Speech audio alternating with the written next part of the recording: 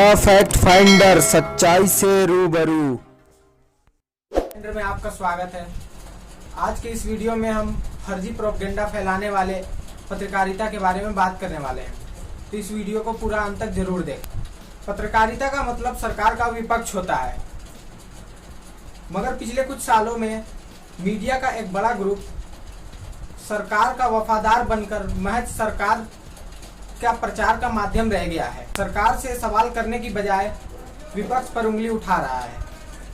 मगर आप इंडिया के नाम की एक प्रोपेगेंडा फैलाने वाली वेबसाइट है, जिसके जरिए सबसे ज़्यादा कचरा फैलाया जा रहा है। इसका पूरा प्रोपेगेंडा जो है वो एक धर्म के खिलाफ सेट होता है। तो अब यहाँ पर सवाल ये उठता है कि ऐसा क्यों? तो यहाँ पर आपको समझने की बहुत बड़ी जरूरत है।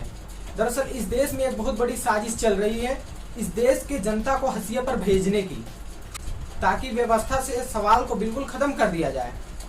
जनता जो उसके मूलभूत सुविधाएं हैं, शिक्षा, स्वास्थ्य, रोजगार, उन पर बात ना करे और वो इसी तरीके के प्रोपेगेंडा में फैले रहें, और जिन्हें सत्ता चलाने नहीं आता वो अपनी सत्ता चलाते रहें। आप इंडिया बहुत अच्छे से जानती है कि नफरत कहाँ और कैसे बेची जा सकती है, इसलिए सोशल मीडिया पर उसका प्रोपेगेंडा खासकर फेसबुक और ट्विटर पर चलता रहता है। मगर आप इंडिया को ये नहीं पता कि पैसे के साथ की गई गद्दारी की सजा पूरे देश और समाज को भुगतना पड़ सकता है।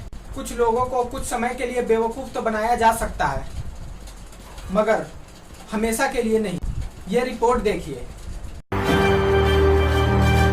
आप इंडिया द्वारा फैलाया गया पहला झूठ, रोहित जायसवाल केस, मस्जिद में बलि और हिंदुओं की पलायन की झूठी कहानी। बिहार के गोपालगंज जिला के कटैया थाना के बेलाडी गांव में 28 मार्च को 15 वर्षीय रोहित जायसवाल को 4 नाबालिग लड़के घर से क्रिकेट खेलने के लिए बुलाकर ले जाते हैं। उसके बाद वो घर वापस नहीं आता है। उसके सुबह उसकी लाश नदी से निकलती है। शुरुआती दिनों में इस घटना की जानकारी ज़्यादा लोगों को नहीं थी, मगर 9 मई को आप इंडिया ने सनसनीखेज शीर्षक में ये छापा कि हिंदू लड़के की बलि मस्जिद में दी गई ताकि मस्जिद और शक्तिशाली बने, और हिंदुओं ने किया मुसलमानों के डर से पलायन। इसके बाद आप इंडिया ने इसी घटना पर कई रिपोर्टें लिख डाली और हर रिपोर्ट में इस मामले को धार्मिक एंगल देने की कोशिश की, जिसके बाद और भी कई वेबसाइटों से ऐसी रिपोर्ट आने लगी और सोशल मीडिया पर रात दिन इस पर चर्चा होने लगी। तब बिहार के डीजीपी गुप्तेश्वर पांडे इस पूरे घटना की दोबारा से जांच कराते हैं और खुद रोहित जायसवाल के गांव जाते हैं। इस पूरे घटने की जांच के बाद डीजीपी साहब कहते हैं कि इस घटने में कोई धार्मिक एंगल नहीं है। रोहित जायसवाल की मौत नदी में डूबने से हुई थी। फिर 13 मई को पुलिस ने आप इंडिया और खबर तक नामक 2 पोर्टलों के खिलाफ सांप्रदायिक सौहार्द बिगाड़ने के लिए एफआईआर दर्ज कर लेती है। आपको एक बात बता दें कि इतनी बड़ी सनसनीखेज खबर लिखने से पहले आप इंडिया ने शायद ये पड़ताल नहीं की थी कि उस गांव में मस्जिद है भी या नहीं, क्योंकि रोहित जायसवाल के गांव में कोई मस्जिद नहीं थी और मात्र वहां 10 मुस्लिम फैमिली रहते थे।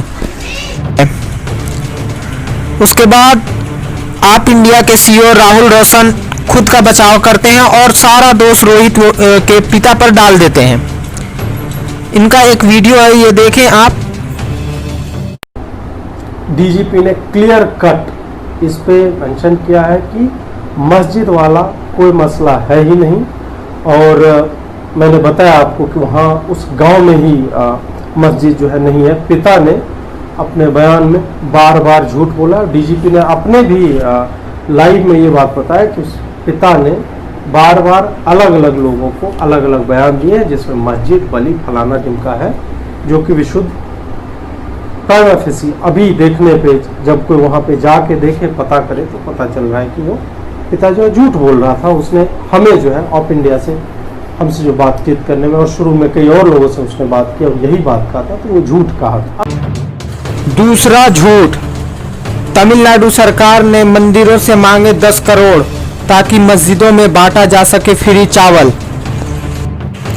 आप इंडिया ने अपनी रिपोर्ट में लिखा कि तमिलनाडु सरकार ने 47 मंदिरों से 10 करोड़ रुपए दान करने को कहा है और अपने रिपोर्ट में ये भी लिखा कि हिंदुओं को अपने त्योहार पर कुछ नहीं मिलता जैसे मुस्लिमों को मिलता है, और एक ग्राफिक बनाकर लगा दिया जिसे देखकर लगता हो कि तमिलनाडु सरकार मंदिरों का पैसा मस्जिदों के भलाई के लिए इस्तेमाल कर रही है। 30 अप्रैल को भाजपा महिला मोर्चा सोशल मीडिया प्रमुख प्रीति गांधी और एक यूट्यूबर हैं अंशुल सक्सेना ने इसी झूठ को ट्वीट किया कि मस्जिदों को मुफ्त चावल देने के लिए मंदिरों को 10 करोड़ देने को सरकार ने आदेश दिया है। उन दोनों के रीट्वीट मिलाकर लगभग 12,000 लोगों ने रीट्वीट कर दिया था। फिर बड़े बड़े ट्विटर हैंडल से मंदिरों का पैसा मस्जिदों पर खर्च करने की अफवाह फैलाई गई, जिसके बाद लूट टेम्पल गिफ्ट माइनॉरिटीज नाम का ट्रेंड ट्विटर पर चलाया गया। तमिलनाडु सरकार ने HRCE के द्वारा 22 अप्रैल को 47 मंदिरों को 2 अलग अलग सर्कुलर भेजकर 10 करोड़ रुपए जरूर मांगे थे, मगर उसका इस्तेमाल मस्जिद के भलाई के लिए नहीं किया जाना था, बल्कि कोरोना वायरस से जो पीड़ित लोग हैं उनकी मदद के लिए किया जाना था। फिर 4 मई को VHP के सदस्य RR गोपाल जी ने इस सर्कुलर को रद्द करने के लिए मद्रास हाई कोर्ट में अर्जी दाखिल की, जिसके बाद सरकार ने दोनों सर्कुलर वापस ले लिए और मंदिरों से कोई दान नहीं लिया। तमिलनाडु सरकार 2927 मस्जिदों को हर साल रमजान में मुफ्त चावल देती है।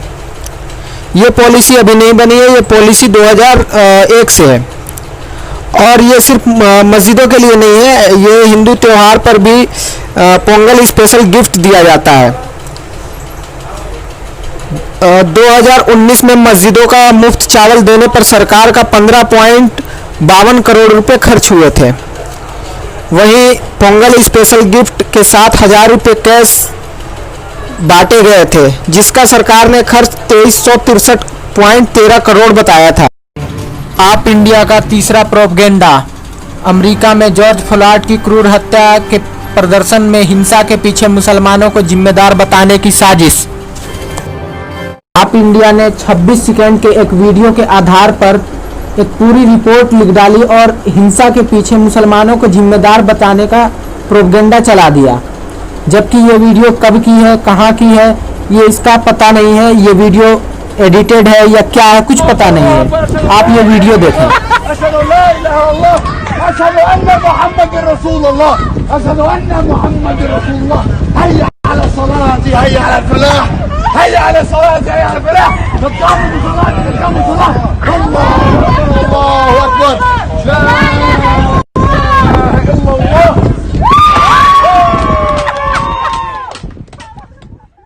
जब तक इस वीडियो की जांच होकर ये रिपोर्ट सामने आएगी, तब तक आप इंडिया द्वारा फैलाया गया ये प्रोपगेंडा इस्लामोफोबिक मीडिया द्वारा पूरे देश और पूरे दुनिया में फैल चुका होगा और आप इंडिया इस प्रोपगेंडे की सच्चाई सामने आने के बाद पूरा दोष जो है वो उस ट्विटर अकाउंट पर डाल देगा जिसके ऊपर से ये वीडियो ट्वीट किया गया था और फिर ये किसी नए प्रोपगेंडा की तरफ चला जाएगा।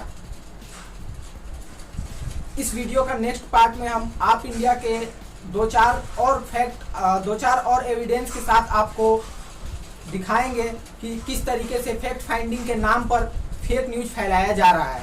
वो सारे एविडेंस के साथ अगला वीडियो हम आपको दिखाएंगे।